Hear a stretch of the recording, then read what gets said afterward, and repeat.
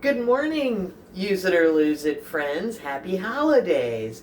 Well, I don't know about you, but frigid mornings make me want a heartier breakfast. You know that I enjoy yogurt with granola and fruit on most mornings, but today we're going to do something a little different. So, holidays in my house mean potato pancakes. Now, if you use regular potatoes, it's a bit of a production number because you have to bathe them in cold water so they don't turn gray. Then you got to squeeze them out, blah, blah, blah.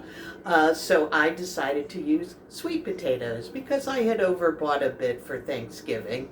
And also, you don't have to go through that process of putting them in the water. And not only am I using sweet potatoes, but I also bake them. So that's a healthy tip. You can actually bake your potato pancakes versus frying, so you can save some calories that way. So I did make my beautiful sweet potato latkes, and I had just a little bit of the mixture left over. What to do? I'm going to turn it into hash browns.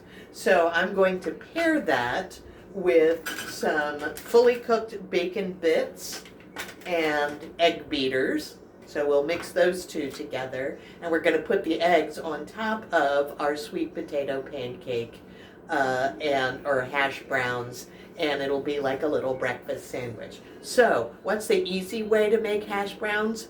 Use a waffle maker. I have this little mini waffle maker. You can also use your standard waffle maker, but I happen to have just about enough to fill the waffle maker for one hash brown cake. So I sprayed it with cooking spray. So now I'm gonna put that stuff on there and mash it down so that it cooks nicely and gets browned and all that good stuff. Not quite enough room for all of it, but that's okay. I'm sure I'll find something else to do with this little bit. This mixture is grated sweet potatoes, onion, a little bit of eggs and flour so that it'll hold together, and that's it.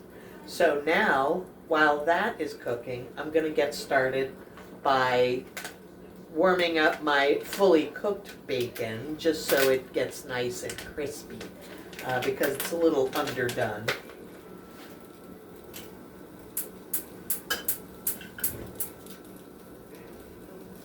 One of my followers said, hey, we want to see you actually cooking instead of cutting away and coming back to the finished product.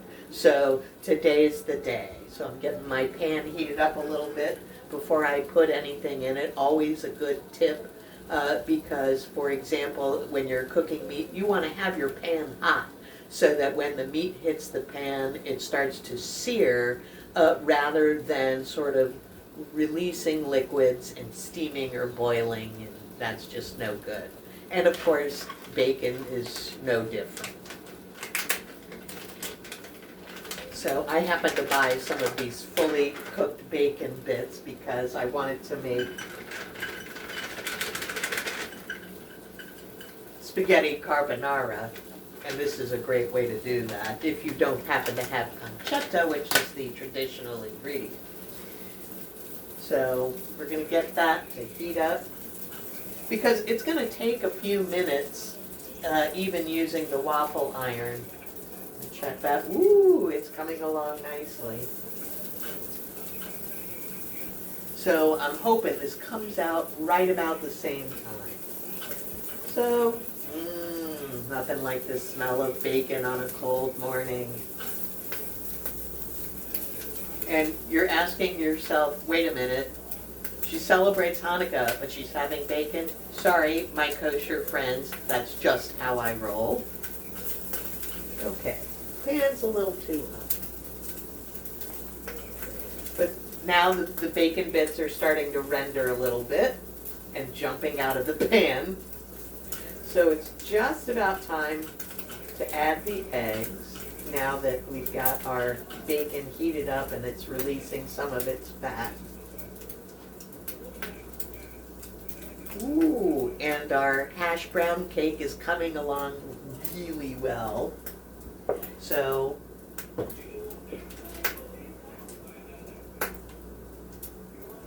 going to lower that even more because I want to try and get everything to come out at the same time. So we're going to add our liquid egg white product. And that can just sit there and cook while we wait for that hash brown cake to be fully cooked. So because the sweet potatoes were uncooked in the mixtures, I need to make sure that they have time to really have a chance to cook. And just so you can see the progress, ooh, look at that. It's like a little hash brown waffle. I'm just going to turn it over. Nope. Not quite ready to turn over. That's one way to know that it's done, is when it's firm enough to stay together. And remember, the mixture had a little bit of eggs and flour, so that really helps it stay together and make it like a little waffly hash brown. Ina Garten has a whole thing about making hash browns on the waffle maker. If you're curious, just look it up. As always, anything that I make here, chances are pretty good that you're going to be able to find something similar on the internet. So if you need a recipe with proportions, that's your best bet. So I'm not here to give you exact measurements, because you may have noticed I don't exactly use measuring devices. I kind of just throw it all together, which is a fun way to cook. But if you need exact measurements, check out the internet for recipes. Okay, this is coming along. Whoop.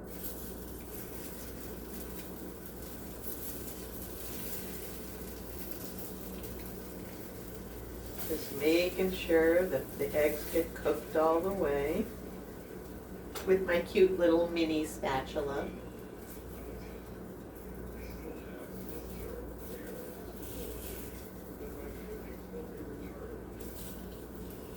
I'm also going to try and get it to be the same size as my little waffle cake. And here's another thing.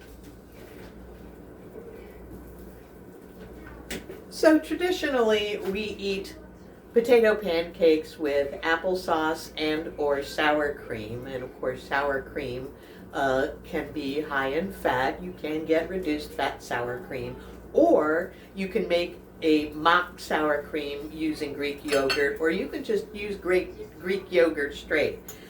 For the mock stuff, you just add a little bit of lime juice and a little bit of salt, and obviously it's not going to taste the same as sour cream, but it's a pretty good imitation, and it's a much healthier alternative because I use non-fat Greek yogurt. So let's check our eggs. They are almost done. So now I'm going to start getting it into the right shape.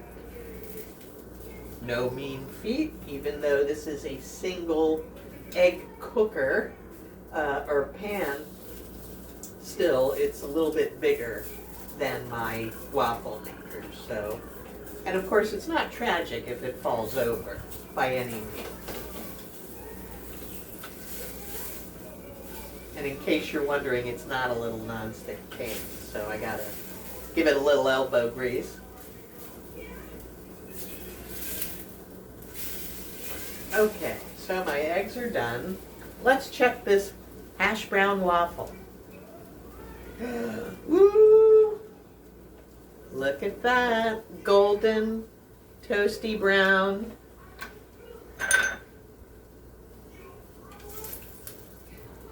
And look at that, it came out in one perfect piece.